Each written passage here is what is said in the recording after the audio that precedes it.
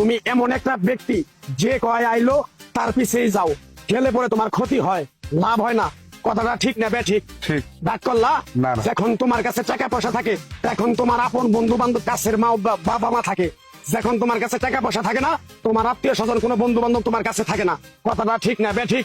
ঠিক। রাগ করলা? না, না। এই কথাগুলো আগে পিছনে কোনদিন বলছিলা?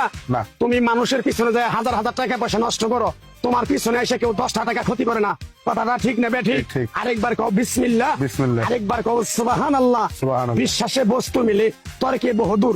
তোমার যে কথাগুলো বলছি সত্য বলছি না মিথ্যা বলছি? সত্য। তুমি এমন একটা ব্যক্তি, মানুষের দুঃখ কষ্ট দেখতে পারো না, তার পাশে যাই দাঁড়াও, তারা এসে তোমার পিছন থেকে ক্ষতি করার জন্য ঘুরে। কথাটা ঠিক না বে ঠিক? ঠিক। রাগ করলা? না। কিছুদিন আগে একটা বিপদে পড়ছিলা, অনেক বন্ধু বান্ধবের কাছে 10-20-50 হাজার টাকা হাওলা চাইছো, তারা তো ফোন করেই নেই, তোমার সাথে এখন যোগাযোগ বন্ধ করে দিছে।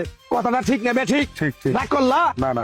এই তাবিজ গাছ গাছরা দিয়া কারো কাছে টাকা পয়সা নিয়ে খাই না, তোর কাছ থেকে সামান্য কিছু টাকা নিয়ে আমি একসঙ্গে হোটেলে খামু, দিতে পারবি? পারবো। পারবি? পারবো। হাইট লাগবো না, তোর মনটা খুবই পড়ো। কেউ 50 টাকা চাইলে তার 5,000 টাকা দিয়ে দেস। কথাটা কি করছি বুঝতে পারছ? জি। আরেকবার কবি বিসমিল্লাহ। বিসমিল্লাহ। বিসমিল্লাহ বলার সাথে সাথে তুই আমারে 500 টাকা দিবি, তোর এক টুকরা গাছ দিয়ে যাবো। এই গাছটা তুই নিয়ম কানুন মাইনা ব্যবহার করবি, আল্লাহ তোরে মুক্তি করবো। কথাটা কি বুঝতে পারছ? জি। আরেকবার কবি বিসমিল্লাহ। বিসমিল্লাহ। তোরে